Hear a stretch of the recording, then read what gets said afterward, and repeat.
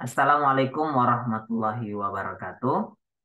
Saya Zulkifli Widyaswara di PPSDM Kemendagri Regional Makassar. Pada kesempatan kali ini saya akan menjelaskan tentang strategi pembelajaran Agenda 3, pelatihan kepemimpinan administrator. Terdapat 3 hal yang akan kita bahas pada kesempatan kali ini. Yang pertama, deskripsi agenda, tujuan, serta jumlah jam pelatihan yang kita masukkan dalam topik overview. Kemudian kita akan membahas tentang mata pelatihan yang ada dalam agenda 3. Dan yang ketiga adalah strategi pembelajaran agenda 3.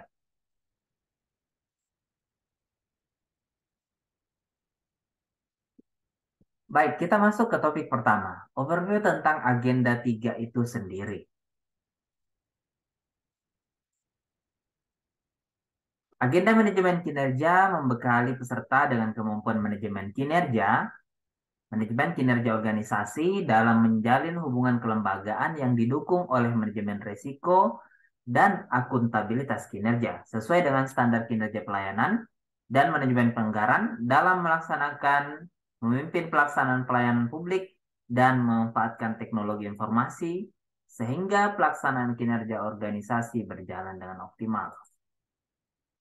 Adapun tujuan dari Agenda 3 ini adalah diharapkan peserta mampu mengelola berbagai sumber daya dan potensi untuk meningkatkan kinerja organisasi yang berkelanjutan.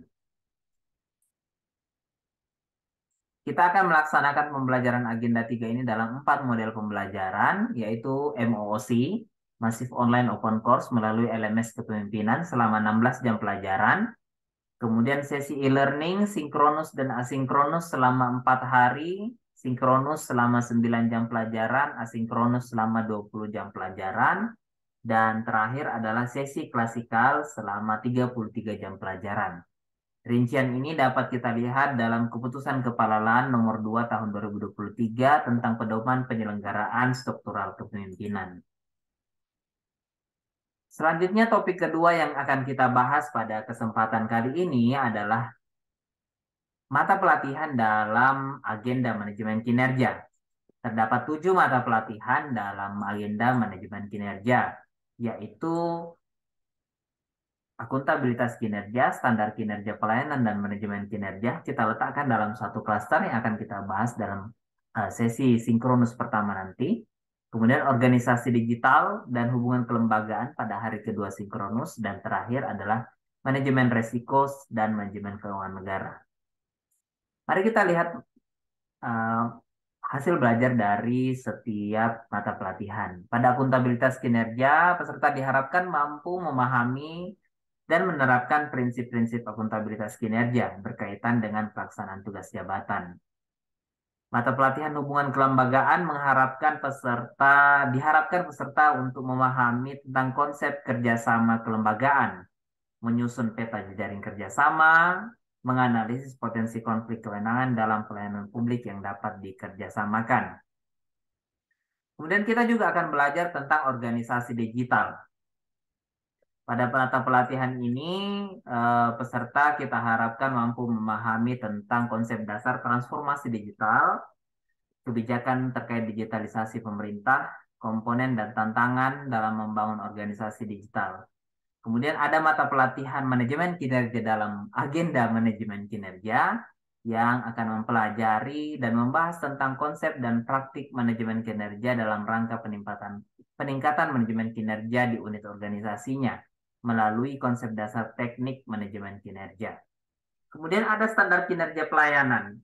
Standar kinerja pelayanan ini terkait dengan standar pelayanan dan standar pelayanan minimal.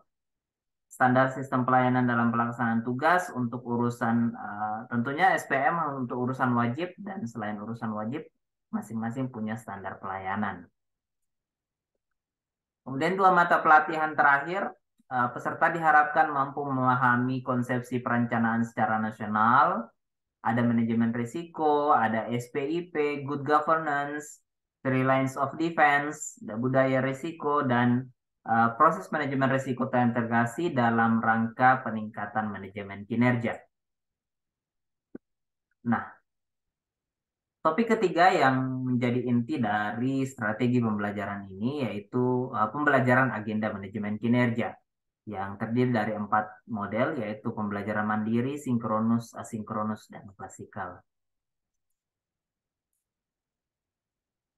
Pada sesi sinkronus pertama selama 3 jam pelajaran, ya, kita akan melakukan pembukaan, kita menyapa peserta, membangun persepsi peserta, dan menjelaskan target pembelajaran sinkronus sesi pertama. Kita akan mengajak peserta untuk menceritakan kembali apa yang telah mereka dapatkan dalam sesi MOOC, dan selanjutnya kita akan memilih 3 peserta secara acak untuk memaparkan esai individu terkait agenda 3. Kemudian kita akan sedikit mengupas materi dari klaster materi pertama, ya, yaitu dari akuntabilitas kinerja, standar kinerja pelayanan, dan manajemen kinerja. Kita juga dapat mengajak peserta berpartisipasi aktif melalui Jamboard. Google Jamboard, peserta akan scan barcode, kemudian mengisi apa yang kita cantumkan dalam Google Jamboard tersebut. Kemudian untuk asinkronus hari pertama, kita akan minta peserta untuk mengidentifikasi pencapaian SPM, ya, terkait dengan 6 urusan wajib pelayanan dasar, ya, yang tercantum dalam materi hubungan kelembagaan. Kemudian sesi sinkronus kedua, ya, masih terkait dengan pemaparan esai individu peserta dan sharing tentang hasil belajar dalam MOC. Kemudian kita akan menyajikan materi terkait hubungan kelembagaan dan organisasi digital. Tentunya masih ada sesi asinkronus, yaitu tugas individu dan tugas kelompok, karena ini selama 6 jam pelajaran, ya. Kita berikan juga tugas kelompok, yaitu identifikasi budaya kerja pada organisasi yang telah menjadi praktik baik manajemen kinerja. Pada sesi sinkronus ketiga, selama 2 jam pelajaran, ya, kita akan minta peserta untuk berpartisipasi aktif melalui aplikasi Mentimeter. Kita akan melihat apa yang menjadi dominan dalam pemahaman-pemahaman peserta terkait dengan materi manajemen keuangan negara dan manajemen risiko. Kemudian kita akan memberikan evaluasi-evaluasi singkat, ya, pertanyaan-pertanyaan langsung kepada peserta di akhir sesi sinkronus yang ketiga ini. Dan tentunya kita masih akan memberikan tugas individu, yaitu esai analisis mitigasi risiko di instansi yang telah menjadi best practice minimal 1 halaman A4. Oke, pada sesi klasikal selama 33 jam pelajaran, kurang lebih 4 hari, ya, kita akan buka dengan ice breaking untuk membangun hubungan dengan peserta. Kemudian untuk pembelajaran selama 4 hari tersebut, kita akan mengadakan gladi pemerintahan untuk agenda 3. Kita harapkan peserta dapat bermain peran, ya, berperan sebagai agen-agen pemerintahan atau pihak-pihak dalam pemerintahan, mulai dari kepala daerah, kepala perangkat daerah, ya, ataupun pejabat administrator sebagaimana jabatan mereka sebenarnya, ya, dan perangkat daerah yang terkait dengan tema reformasi berdampak yang kita angkat tema pada kesempatan PKA angkatan ini adalah tema investasi. Kemudian di akhir materi, di hari terakhir, kita akan memberikan evaluasi yang fun melalui kuis Kahoot dan memberikan motivasi kepada peserta untuk menyelesaikan pelatihan kepemimpinan administrator ini dengan baik.